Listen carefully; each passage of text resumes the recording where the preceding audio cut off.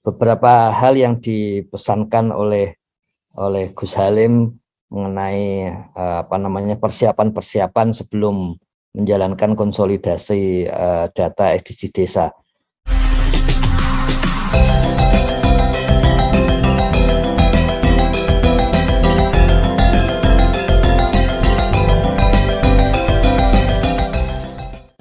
Malam-malam jaga bersama di gardu, minum kopi sambil menghisap cerutu.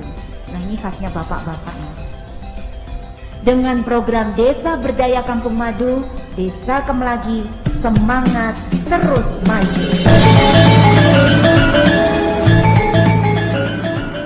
Oke, ini sudah bergabung Gus Ivan, bisa langsung menyampaikan tentang persiapan memulai konsolidasi data SDGs Desa 2022. Silakan, Gus.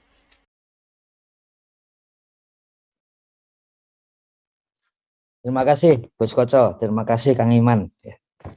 Ini yang baru saja disampaikan Kang Iman dan kerabat desa sekalian. Ini saya kira hal yang menarik ini, Gus. Jadi seperti biasa ada hal-hal baru dan menurut kami melihat perkembangan 1,5 tahun terakhir kita itu memang sebaiknya kalau ada ide-ide dan kemudian refleksi pelajaran diri kita sendiri, ini mohon dengan sangat itu untuk dituliskan gitu, atau kalau sulit menuliskan ya direkam begitu, kemudian mohon kalau berkenan kami dikirimi gitu, baik melalui Japri, WA atau email ke Pusdatin atau ke Sapa Desa untuk diserahkan kepada kami gitu, karena kumulasi pengalaman dan pengetahuan seperti ini yang memang bisa meningkatkan ini kualitas dari konsolidasi data SDG Desa 2022 gitu. Jadi kayaknya perlu demikian ini Kang Iman, Gus Koco, kerabat desa sekalian. Jadi kalau istilah dari seorang sastrawan di Jogja itu, bagaimana kalau salah satu fungsi dari pemerintah itu adalah pemulung gitu, terutama untuk Kementerian Desa gitu, saran dari sastrawan itu, karena katanya banyak hal-hal yang bagus sebetulnya tinggal dipulung saja gitu ya. Kami memungut yang berserak. Iya, betul. Nah, kami baru saja mendapatkan WA dari seorang tenaga pendamping profesional yang sudah membuat buku mengenai infrastruktur, dan berikutnya dapat WA lagi juga dari pendamping di pulau lain yang juga membuat hal yang serupa gitu. Jadi begitu banyaknya mulai muncul dan tidak usah ragu-ragu, kalau memang ada kemampuan ya ditunjukkan gitu, jangan sampai tidak memberi manfaat kepada yang lain gitu. Jadi kalau usul kami seperti itu. Untuk buku dua naskah infrastruktur desa itu kami sudah sampaikan akan jadi panduan kalau berkenan di Kementerian Desa sehingga bisa dipakai untuk seluruh Indonesia. Nah, seperti itu menurut kami sih. Dengan tetap menunjukkan hakinya juga masing-masing, dan di dalam pedoman Kementerian Desa tetap ditunjukkan ini berasal dari siapa, dari mana gitu. Jadi tetap saling menghormati hak kekayaan intelektual kita gitu. Nah, kemarin ada sedikit perkembangan. Jadi Gus Halim bersama Pak Sekjen bersama kami, kemudian Biro Hukum itu mendiskusikan surat edaran untuk konsolidasi data SDG Desa, tapi ternyata menurut Gus Halim, bagaimana kalau naik menjadi keputusan menteri saja.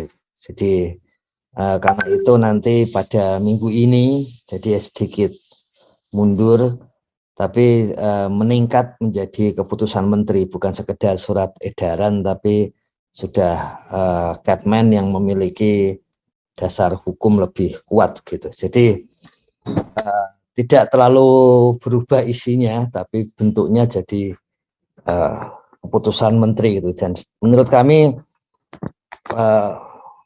yang penting jalan di lapangan dan kemudian desa tidak terlalu kesulitan gitu. Jadi ada beberapa hal yang dipesankan oleh Gus Halim mengenai persiapan-persiapan sebelum menjalankan konsolidasi data SDG desa.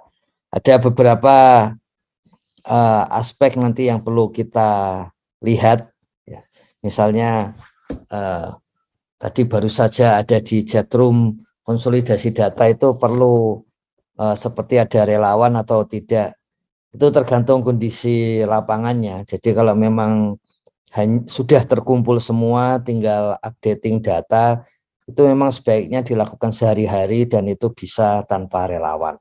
Artinya dilakukan oleh aparat pemerintah desa. Tapi kalau memang data harus terkumpul dan kemudian masih kurang dari katakanlah 90% dari kemungkinan data yang masuk begitu, misalnya jumlah penduduknya 1000, sekitar 1000, yang masuk belum sampai 900 gitu ya, sebaiknya tetap ada relawan gitu. Jadi itulah sebabnya beliau menyampaikan tetap perlu dibuka peluang relawan, meskipun kalau yang sudah full tinggal updating itu mulai membiasakan aparat dari desa itu sendiri yang selalu mengupdate data. Jadi kemarin ada pertanyaan, kalau ada yang meninggal ya mulai dihapus, kemudian kalau ada yang lahir mulai dimasukkan lagi seperti itu. Kalau ada yang pindah, nah yang pindah ini yang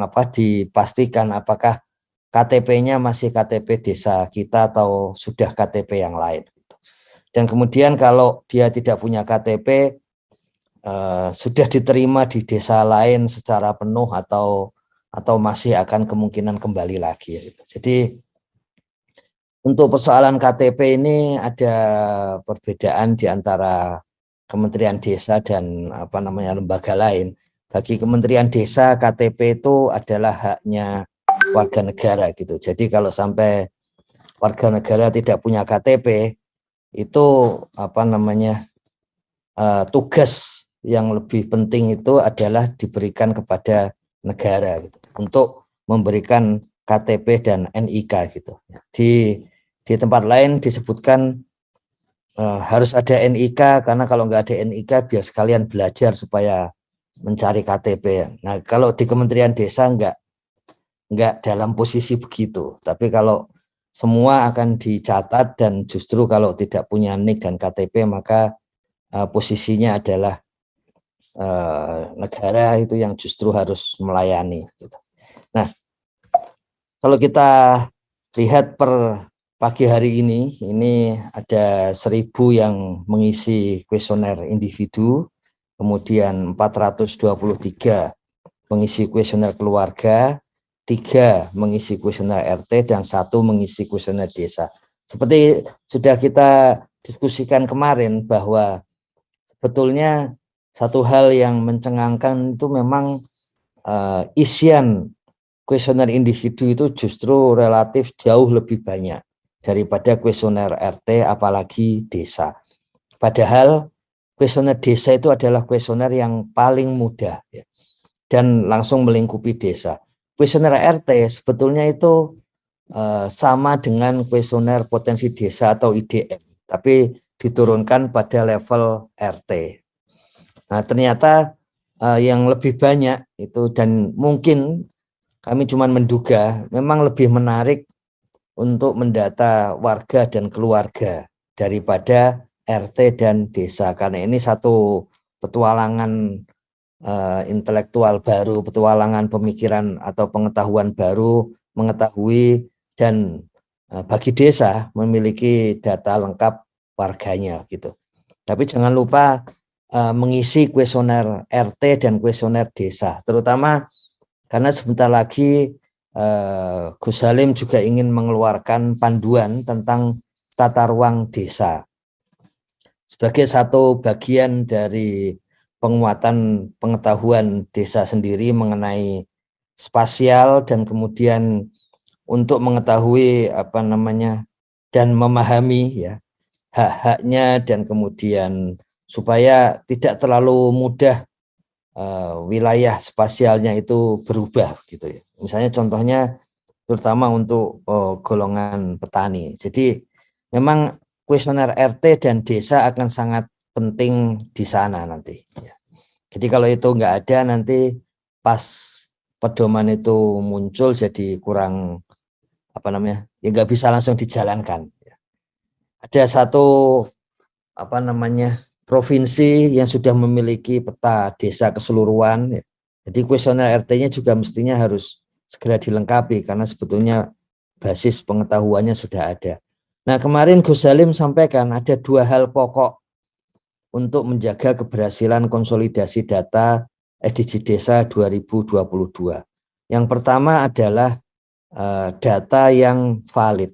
Jadi perlu ada data yang valid, dan yang kedua adalah musyawarah desa yang berkualitas. Nah, ini akan kita bahas nanti dalam 1 atau 2 hari, 2 atau 3 hari ke depan ya. Itu tentang terutama tahapannya gitu. Jadi kita pada pagi hari ini akan membahas mengenai persiapan-persiapan, karena terus terang tahun lalu kita sudah menyatakan hal ini, tapi memang terlalu cepat mungkin waktu itu, jadi tidak sempat terefleksi dengan lebih mendalam itu persiapan-persiapan itu. Nah, karena itu pada hari ini, dan kalau kurang nanti kita tambah sebagian untuk besok, itu kita akan membahas terutama persiapan.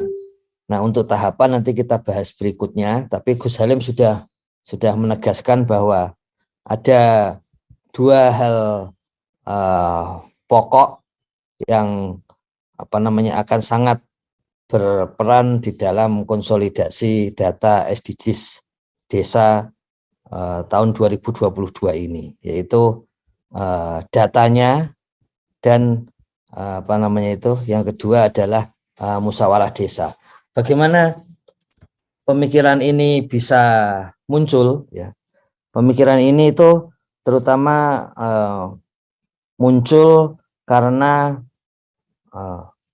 di Inpres nomor 4 2022 itu tugas dari Kementerian Desa ya.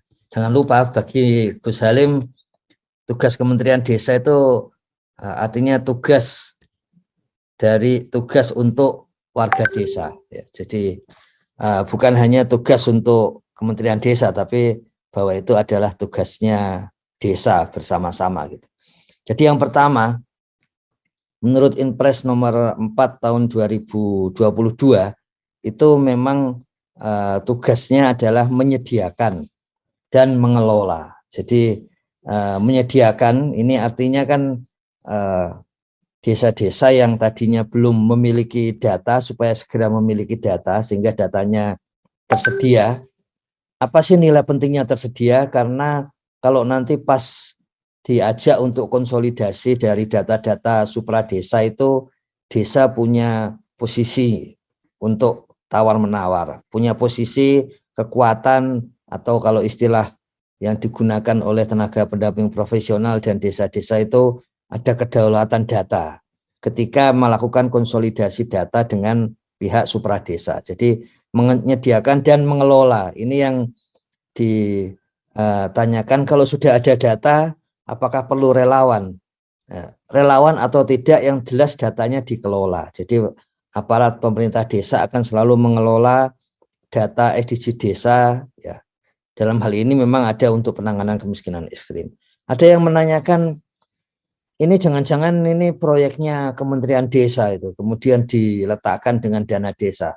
salah satu karena soal pendataan, salah satu cara yang paling mudah untuk mencek ini proyek atau bukan itu tinggal dilihat keberlanjutannya. Jadi kalau datanya sama, relatif sama, kemudian diperbaiki dalam waktu yang selalu misalnya setengah tahun atau tahunan atau setiap hari begitu, dan lokasinya juga tidak berubah, ya, itu menunjukkan memang bukan proyek. Tapi kalau tahun ini sekian desa, tahun depan sekian desa lagi dan sebagainya, nah itu baru ketahuan proyek. Tapi kalau seluruh desa selalu mengupdate terus-menerus setiap tahun, lokasinya sama, ada updating, yaitu salah satu indikasi yang kuat bahwa ini memang bukan proyeknya. Jadi memang untuk kebutuhan desa. Itu yang pertama. Mengapa butuh data valid? Karena memang tugas desa, tugas Kementerian Desa itu demikian. Yang kedua, kenapa musyawarah itu menjadi penting? Ini yang diingatkan Gus Koco, bahwa penetapan data sasaran keluarga miskin ekstrim itu berdasarkan hasil musyawarah desa yang dibuktikan dengan berita acara musyawarah desa. Jadi jelas pemerintah pusat itu menetapkan satu data mengenai kemiskinan ekstrim. Tapi yang menarik adalah, dan saya kira ini satu governance, satu tata kelola data dan tata kelola untuk penanganan kemiskinan ekstrim yang menarik adalah bahwa penetapan data sasaran keluarga miskin ekstrim itu adalah berdasarkan hasil Musdes, ya. Makanya Musdes ini menjadi titik kritis kedua yang penting. Setelah tadi tugas kita itu adalah menyediakan dan mengelola data SDG desa, maka aspek kedua di desa yang penting adalah bahwa penetapan sasaran keluarga miskin ekstrim itu adalah berbasis hasil musyawarah desa. Makanya nanti satu langkah terakhir ketika penetapan data SDG desa dalam satu musyawarah desa itu menjadi sangat penting, karena ini nanti menjadi basis desa memiliki kedaulatan data untuk kemudian ketika ada data dari luar, dan ini Inpres ini sudah memberikan subsidiaritas, ya, sudah memberikan ruang dan sengaja ini kami masih ingat pada waktu cara-cara untuk bagaimana governance-nya itu ada di satu pihak ada yang ya sudah nggak apa-apa, nanti biar yang bertanggung jawab itu pemerintah daerah dan desa. Tapi bagi Kementerian Desa ini kesempatan untuk wewenang desa, subsidiaritas desa di dalam musyawarah desa itu kemudian bisa menjadi terwujud gitu. Dan itu yang kalau kami lihat secara kualitatif kemarin, bagaimana Gus Halim itu merasa mendapatkan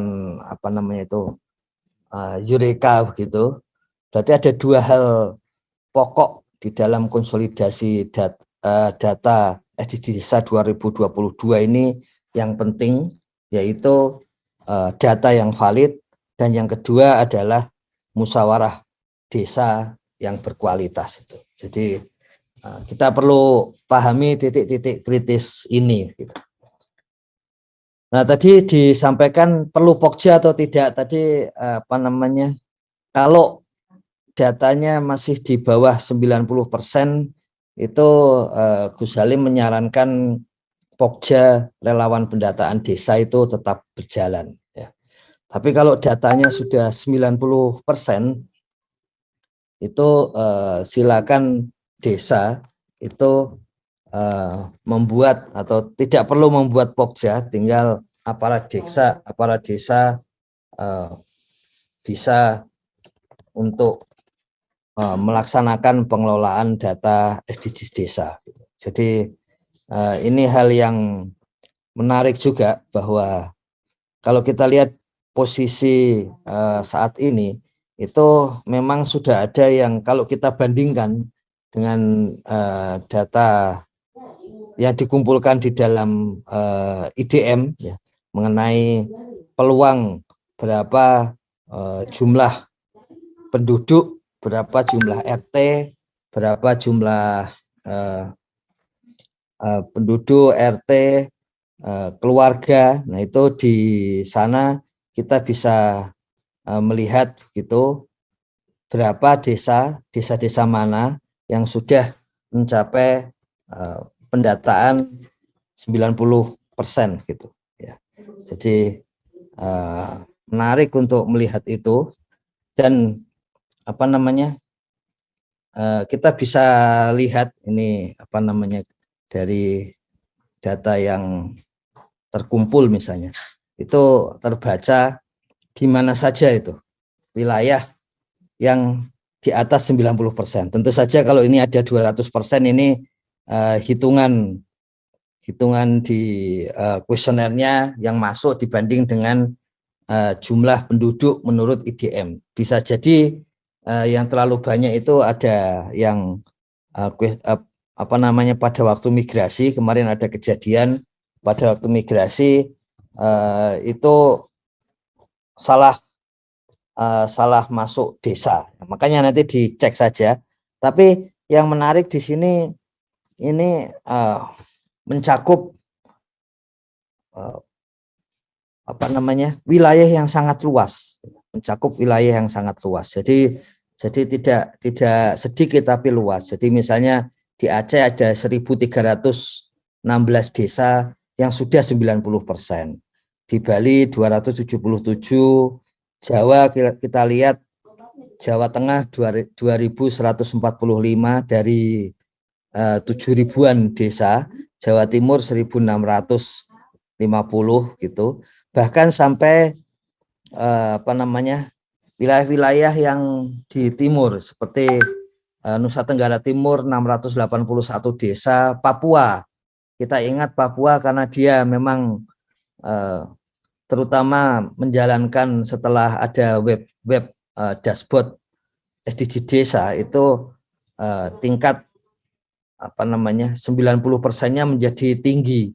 Di Papua 538 desa sudah 90%. Di Papua Barat 393 desa sudah 90% ya.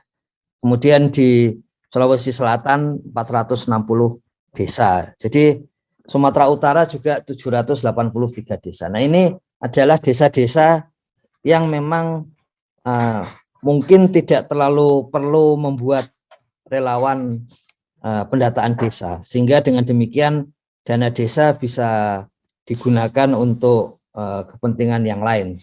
Tapi kalau untuk yang di bawah 90% itu sangat disarankan supaya tetap menyiapkan relawan pendataan desa untuk menambah input atau masukan dari data tersebut. Jadi kalau relawan itu seperti selalu kita lihat posisi dari Gus Halim untuk menjaga gotong royong desa. Meskipun ada yang menyatakan gara-gara relawan jadinya tidak ada honor gitu, tapi memang sengaja untuk menjaga apa namanya itu menjaga gotong royong desa, maka disebut sebagai relawan. Dan di sini pembinanya adalah kepala desa. Untuk relawan Pokja, relawan pendataan desa, pembina adalah kepala desa, kemudian ketuanya adalah sekretaris desa, kemudian sekretarisnya adalah kepala seksi pemerintahan desa. Kenapa kasih pemerintahan desa? Karena memang di dalam SOTK yang disusun oleh Kementerian Dalam Negeri itu memang yang mengelola data adalah kasih pemerintahan desa. Kemudian anggotanya dari unsur perangkat desa. Apa sih pentingnya Sekdes dan kasih pemerintahan desa? Terutama dalam hal pendataan kita itu berkaitan dengan pengisian data, itu adalah seharusnya beliau-beliaulah yang mengisi kuesioner desa yang ada di dalam SDGs desa. Kemudian anggotanya ada unsur perangkat desa, kemudian ketua RW dan RT. dalam beberapa desa sudah sama-sama kita ketahui bahwa lazimnya disebut dusun daripada RW. Kemudian lazimnya ada yang RT-nya itu diberi nama, bukan diberi nomor gitu. Jadi ini hal-hal yang nanti tentu saja perlu diolah menjadi angka gitu. RW berapa dusun ini dan RT berapa. Kesepakatan-kesepakatan di dalam Pokja relawan pendataan desa ini menjadi penting. Kemudian unsur-unsur lembaga kemasyarakatan desa yang ada gitu. Jadi Karang Taruna atau PKK, kita mengetahui di Bantul, di Rembang itu waktu itu kepala dinasnya menyampaikan bahwa yang paling banyak dari para pendata itu adalah golongan perempuan, ya, karena justru posisinya adalah bisa untuk lebih valid mendata tetangganya, bisa lebih mendalam, ya. Jadi keunggulan-keunggulan dari hubungan interaksi perempuan di desa itu yang kemudian dimanfaatkan untuk mendapatkan data SDG desa yang valid. Kemudian posisi di luar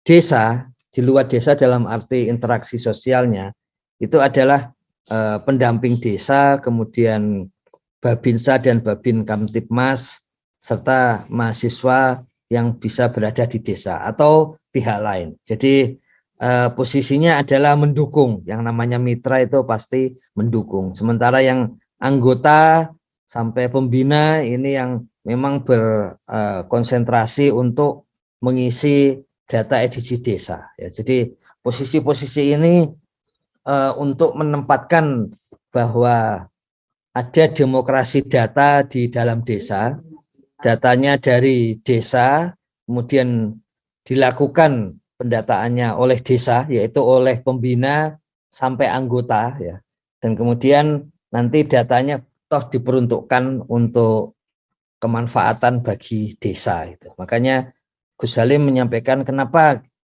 tidak semua jadi anggota, ya, tapi ada unsur mitra itu. Memastikan bahwa demokrasi data, bahwa datanya itu oleh desanya itu adalah pendataan oleh entah itu pembina, ketua, sekretaris, atau anggota Pokja relawan. Ya. Sementara wujudnya mitra itu adalah sebagai pendukung. Tapi tentu saja dalam konteks pemberdayaan kita selalu ingat pernyataan Ki Hajar Dewantoro, semuanya serba dinamis itu, ya. Bahkan ketika mendukung dari belakang pun memberikan pemberdayaan. Kalau istilah Ki Hajar Dewantoro daya, hanya istilahnya tutwuri andayani, ya, memberi daya meskipun dari belakang. Dan istilah tut itu berbeda dengan ing. Kalau istilah tut itu berarti dari belakang itu tidak hanya berdiri di belakang, tapi aktif dari belakang. Jadi tut itu artinya dinamis dari belakang. Nah seperti itu posisinya. Sehingga dengan demikian menjadi lebih mudah untuk menjelaskan peran-peran dari masing-masing pihak di dalam Pokja itu. Yaitu misalnya kepala desa.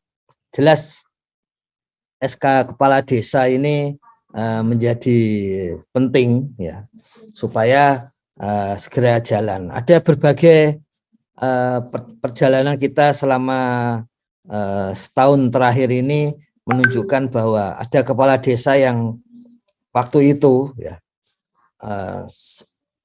kalau yang cepat maka dapat THR, karena di tahun lalu itu menjelang puasa dan kemudian menjelang Lebaran gitu.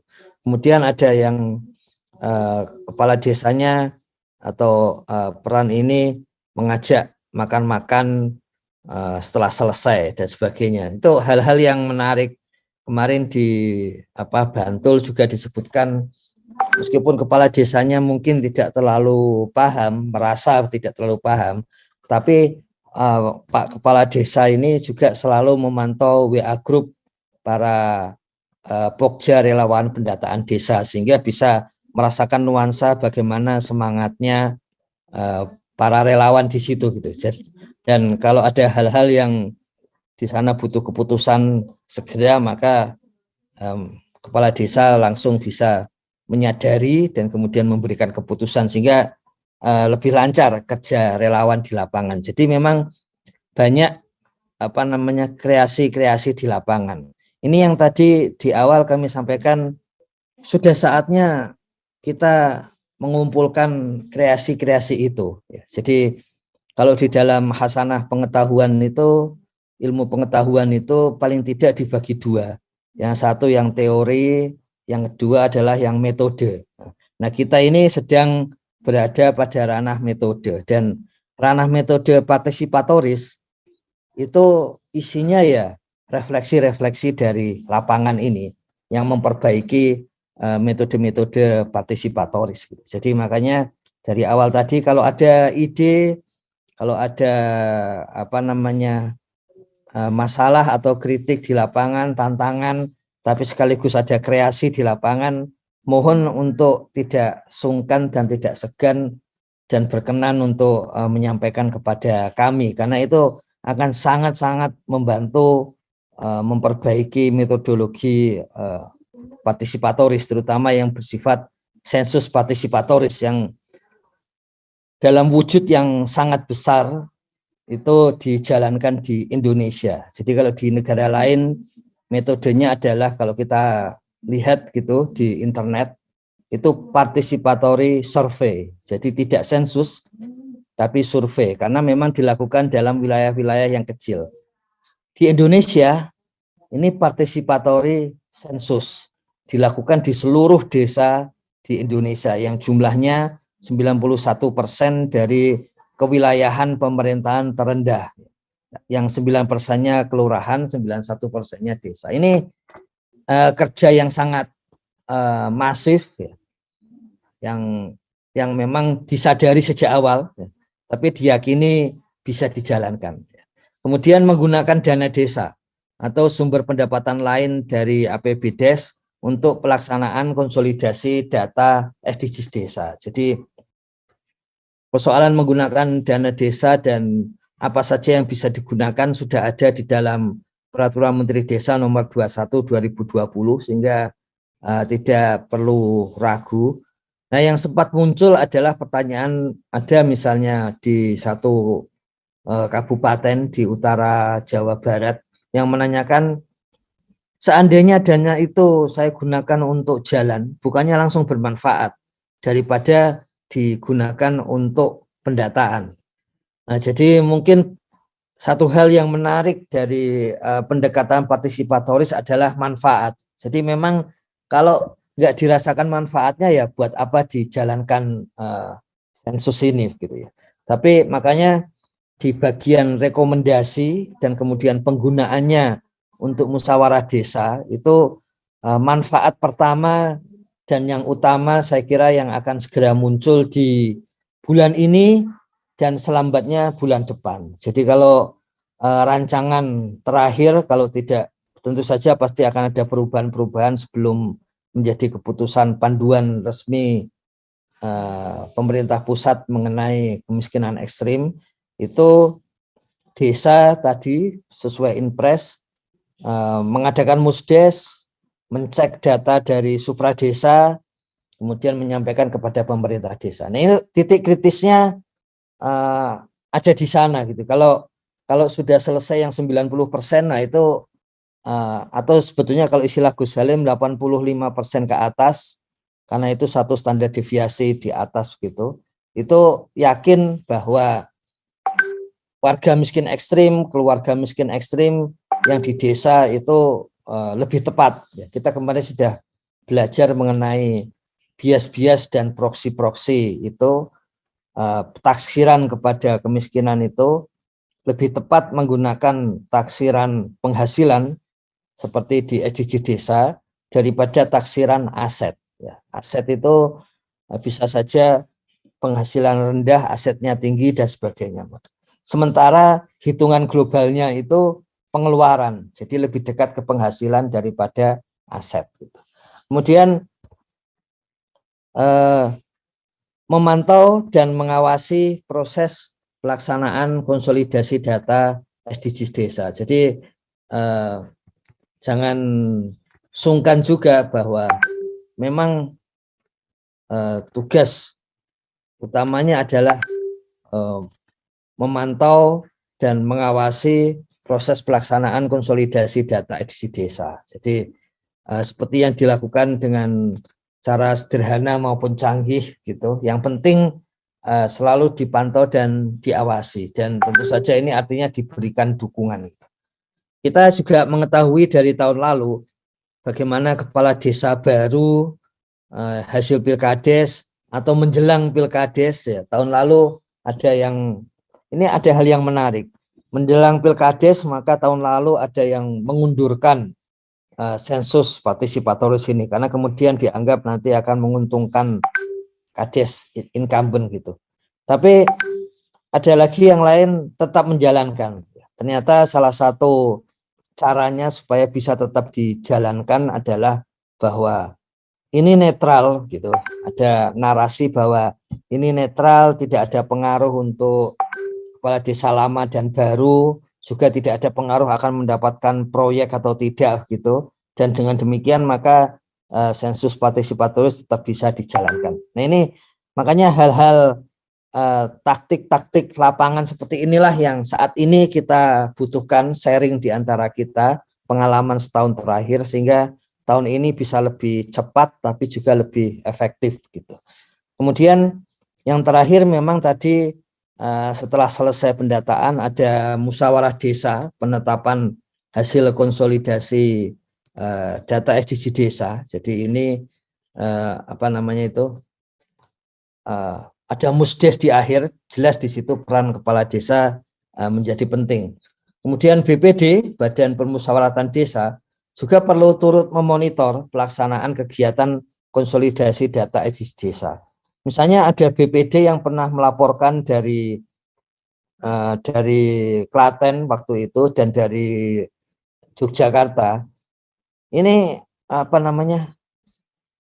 apakah data-data nomor HP, email dari warga ini apakah tidak disalahgunakan?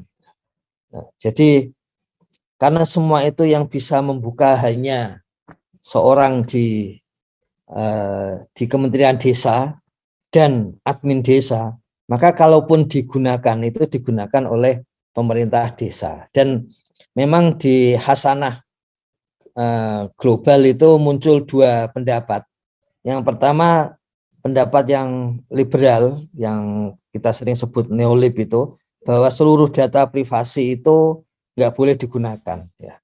Kemudian pendapat yang kedua bahwa jika itu demi pembangunan desa, ya, demi desa membangun, maka data seperti itu sebetulnya bisa digunakan. Gitu. Jadi contohnya bahwa posisi Indonesia misalnya, bahwa rekening dari warga miskin itu boleh diketahui negara sehingga dana-dana bantuan itu bisa langsung ke rekening warga miskin. Misalnya seperti itu. Jadi bukan rekening khusus tapi memang rekening pribadi warga miskin. Kemudian juga nomor HP kalau dia bisa jadi pemanfaat proyek atau kegiatan itu bisa digunakan untuk mencek apakah proyek itu memang bermanfaat bagi dia secara langsung ya, daripada kalau nanti ada pertemuan FGD ditanyakan, kalau ketemu dengan banyak orang nggak jadi bicara kalau ada kelemahan proyek itu. Jadi karena itu jawaban kepada BPD tadi bahwa pemanfaatannya pun kalau dimanfaatkan itu adalah oleh desa sendiri, bukan karena kepentingan di luar desa. Memang pengalaman dari 10 tahun yang lalu itu begitu memperoleh data tersebut, pemerintah desa didatangi baik itu oleh swasta, perbankan, kemudian bisa saja aparat dan sebagainya karena itu data yang sangat-sangat berharga gitu. Nah gunanya apa? Kalau dibutuhkan hal tertentu, kalau desa mengembangkan sistem aplikasi tertentu yang nanti rencananya akan dibantu Kementerian Desa, itu kalau warga punya masalah itu langsung bisa diketahui. Dalam pengembangan berikutnya lokasinya, wajahnya dan sebagainya bisa diketahui, dan termasuk mempermudah kalau warga itu bepergian sampai jauh dari desanya. Jadi sebetulnya banyak manfaatnya buat desa itu sendiri, bukan buat yang lain. Kemudian sebagai ketua Pokja Relawan Pendataan Desa, maka tentu saja tugas yang paling banyak adalah pada sekretaris desa gitu. Karena dia memang sebagai ketua Pokja Relawan Pendataan Desa. Jelas yang pertama harus memimpin, kemudian setiap hari harus memantau hasil dari pelaksanaan perencanaan. Ini maksudnya perencanaan itu membuat pelatihan bagaimana hasilnya, memang efektif apa tidak gitu. Kemudian pelaksanaan konsolidasi data hasilnya. Untuk perencanaan ini dicek apakah pengetahuan warga sudah cukup ataukah perlu tambahan baru gitu. Jadi pentingnya sering berkumpul di antara tim relawan itu, menceritakan pengalaman mewawancarai Pak ini atau keluarga ini seperti ini gitu. Apa trik kita kalau menemukan hal yang serupa dan sebagainya gitu. Kemudian untuk melihat hasil di dalam SDG desa itu seperti biasa kita sudah melihat di situ, di dalam SDG desa itu ada dashboard, kemudian ada capaian wilayah dan capaian enumerator. Jadi seperti yang sudah disampaikan oleh beberapa desa, bahwa cara mereka untuk melihat hasil sehari-hari itu melihat dari capaian wilayah dan capaian enumerator. Ya, jadi apa namanya itu, dilihat dari capaian wilayah dan capaian enumerator. Jadi di capaian wilayahnya, misalnya kemarin waktu di apa namanya Bantul itu bisa ketahuan bagaimana kondisi capaian wilayahnya, mana desa yang sudah, mana yang belum. Desa kita hari ini bisa berapa warga yang sudah dimasukkan, berapa keluarganya, kemudian berapa RT, data RT yang sudah masuk, dan apakah data desa sudah masuk. Jadi ngecek setiap hari. Kemudian untuk mencek enumerator juga bisa dilihat, misalnya yang kemarin tadi yang kita lihat di apa namanya Jogja itu, kemudian bisa dilihat tiap enumerator sudah mengumpulkan berapa data ya, masing-masing, berapa data yang sudah masuk, kuesioner RT-nya berapa, kuesioner keluarga dan kuesioner individu, seperti itu. Jadi memang hal-hal seperti ini perlu dicek setiap hari oleh ketua Pokja Relawan Pendataan Desa gitu. Sehingga selalu bisa terbaca apa yang sudah dilakukan, dan jangan lupa juga untuk selalu membaca hasilnya gitu. Jadi kalau hasilnya itu belum banyak muncul, maka mungkin ada satu data yang terlewat gitu. Jadi dicek hasil capaiannya. Kalau ada data yang masih aneh, kayaknya desa kita nggak segitu-gitu amat gitu, maka mungkin ada bagian dari data yang pengisiannya mungkin belum tepat benar ya. Jadi dicek di sini setiap hari, dicek apakah ada yang aneh di sini ya. Jadi keluarga miskin korban bencana kok bisa sampai 41,5. Kenapa ada 0,5 seperti itu dan sebagainya. Jadi dicek hal-hal yang terutama rata-rata lama sekolah 6,5 atau rata-rata penduduk sekian.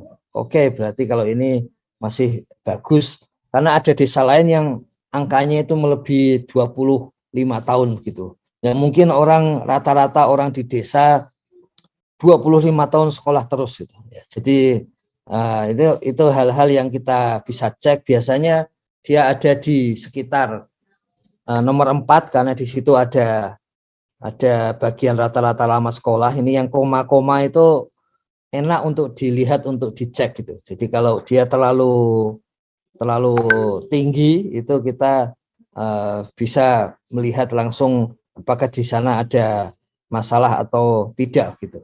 Jadi dilihat ini persentase nggak ada yang betul kan, nggak ada perempuan yang jadi anggota BPD. Ini cuman satu yang menghadiri musdes, apakah itu sudah 30% dan sebagainya. Nah itu hal-hal yang mudah dicek setiap hari untuk melihat apakah mungkin ada pendataan yang belum tepat benar. Meskipun sebentar lagi akan disampaikan di dalam dashboard itu apakah ada masalah untuk masing-masing kuesioner gitu, sehingga akan lebih memudahkan bagi Pokja relawan untuk mencek kuesioner mana yang kelihatannya tidak pas gitu pengisiannya gitu ya gitu. Mungkin karena banyak sehari ngisi sekian kuesioner, mungkin siangnya wawancara, malamnya mengisi, mungkin karena kecapean jadi salah input dan sebagainya, salah isi gitu. Sebentar lagi akan diunggah apakah tiap kuesioner itu ada kesalahan atau tidak, kesalahannya ada di mana gitu. Kemudian ini yang penting adalah menyiapkan data awal. Kalau desa sudah punya by name by address, misalnya data anak stunting misalnya by name by address, kemudian Posyandu punya data keluarga yang apa namanya itu saat ini hamil dan sebagainya. Jadi semua data by name by address awal sebelum melakukan pendataan itu sebaiknya dikumpulkan gitu. Ya. Kalau datanya sudah 90% maka bisa diperbaiki kalau ada yang kurang dari data-data individu dan keluarga. Tapi kalau datanya kurang, maka data by name by address ini digunakan sebagai basis awal. Jadi silakan dipilah-pilah dari data by name by address ini. Ada anak stunting, ada di RW 1, misalnya RT 7 gitu, maka diserahkan kepada pendata yang tugasnya di RW 1 RT 7. Kemudian ada ibu hamil dan ibu yang baru saja melahirkan di misalnya RW 2 RT 1 gitu, maka diberikan data itu kepada pendata yang tugasnya di RW 2 RT 1 gitu. Jadi gunanya adalah untuk mencocokkan supaya nanti pas wawancara dengan keluarga atau warga tersebut itu langsung bisa mengisikan tadi ya. Ada misalnya dari data SIPBM desa sudah memiliki data by name by address anak-anak yang tidak sekolah gitu. Nah itu ketika kita wawancara dengan keluarga dan anaknya, jangan lupa bahwa dia tidak sekolah, jangan sampai nanti diisi dia SD kelas sekian gitu atau SMP kelas sekian padahal sudah memiliki data bahwa dia tidak sekolah gitu. Nah itu gunanya sekretaris desa memimpin perolehan data-data awal ya, untuk kemudian bisa digunakan dalam pengisian kuesioner-kuesioner. Kemudian bisa jadi kalau menggunakan kuesioner itu kemudian nanti mengisikan ke dalam web itu bersama-sama. Ada keunggulan ketika bersama-sama itu adalah ya tidak terasa capek gitu karena dilakukan bersama-sama. Sempat waktu itu di dalam sarapan SDG desa ada sekdes perempuan dari Cianjur bagian selatan yang menyampaikan bahwa seringkali terutama juga karena di sana internet sulit gitu, maka mengumpulkan bareng-bareng di naik ke atas bukit yang lebih tinggi supaya bisa tersambung internet dan kemudian dikerjakan bersama-sama. Ya ada plus minusnya, tapi kalau dari yang disampaikan para relawan dan kemudian dari kepala desa serta sekdes itu sepertinya memasukkan data ke dalam internet bersama-sama itu lebih menggairahkan itu ya, lebih apa namanya, tidak terasa bahwa ini satu kerja yang kelihatannya apa namanya kerja keras gitu ya, tapi karena dikerjakan bersama-sama jadi malah apa namanya itu waktu-waktu yang menyenangkan ya. Kemudian berikutnya adalah melatih pendata ya. Jadi melatih pendata yang tadi untuk ke lapangan, kemudian menetapkan petugas. Jadi penugasannya ini di RT mana, RW mana, kemudian memantau hasilnya, setiap hari mencek. Jangan sungkan untuk selalu berhubungan dengan Kementerian Desa. Jadi melalui tim Sapa Desa. Jadi tim Sapa Desa ini sesuai kritikan dan saran dari kerabat desa sekalian, itu memang selalu bertemu dengan setiap hari tetap bisa melaporkan dan setiap hari memang ada pertemuan tiap sore di antara mereka gitu. Tapi pertemuan dengan pimpinan termasuk kepala badan itu dilakukan dengan lebih sering, terutama ketika ada apa namanya kebijakan-kebijakan dan keputusan-keputusan baru dari Menteri Desa, sehingga lebih mudah menjawab pertanyaan dari berbagai pihak gitu. Kemudian menyelesaikan pengisian seluruh kuesioner ya. Jadi kuesioner itu harus diisi seluruhnya. Dan yang kedua, kalau kuesioner sudah ada yang tadi 90% ke atas, maka perlu untuk melakukan perbaikan jika data itu ternyata harus diperbaiki. Dan terakhir, menyiapkan musyawarah desa, artinya menyiapkan itu tentu saja secara apa namanya legal, yang menyiapkan adalah BPD gitu. Tapi bahwa datanya sudah terkumpul, sudah lengkap sekian, dan jangan lupa khusus untuk 2022 itu sudah ada list, sudah ada tabel nama dan alamat warga miskin ekstrim di desa versi SDGs desa, yaitu adalah yang dimaksud versi SDGs desa adalah berbasis berapa jumlah penghasilan yang nilainya itu di bawah 80% dari garis kemiskinan kabupaten. Itulah miskin ekstrim versi Kementerian Desa. Kenapa kita memilih itu? Kembali lagi, itulah yang paling mendekati cara penghitungan BPS dan penghitungan PBB tentang kemiskinan ekstrim gitu. Sehingga ini kan meskipun orang berbicara ini dan itu, lain sini lain situ gitu, tapi pada akhirnya nanti survei dari BPS yang akan menentukan apakah kemiskinan ekstrim itu berkurang mencapai 0 atau tidak gitu. Dan survei BPS itu basisnya pengeluaran. Yang paling dekat pendekatan pengeluaran adalah penghasilan. Kenapa kita pilih penghasilan? Kalau pengeluaran itu bisa dimanipulasi seminggu terakhir. Asal seminggu terakhir sebelum survei orang itu diajak belanja ya, maka dinilai pengeluarannya tinggi. Kalau penghasilan itu lebih sulit untuk diotak-atik gitu ya. Meskipun tentu saja orang bisa diberi bantuan dengan segera sehingga penghasilannya tinggi ya, tapi tetap hitungan akhirnya adalah pengeluaran. Jadi dengan cara aset, dengan cara penghasilan, hitungan akhirnya pengeluaran. Yang kita tetap lakukan, kenapa penghasilan? Karena itu relatif jangka panjang daripada pengeluaran gitu. Jadi kira-kira seperti ini. Masih ada beberapa hal yang nanti kita diskusikan besok pagi ini, Gus Koco, kerabat desa sekalian, sedikit tentang persiapan dan kemudian besok kita langsung masuk ke dalam tahapan pelaksanaan untuk konsolidasi data SDGs Desa 2022. Itu Gus Koco, kerabat desa.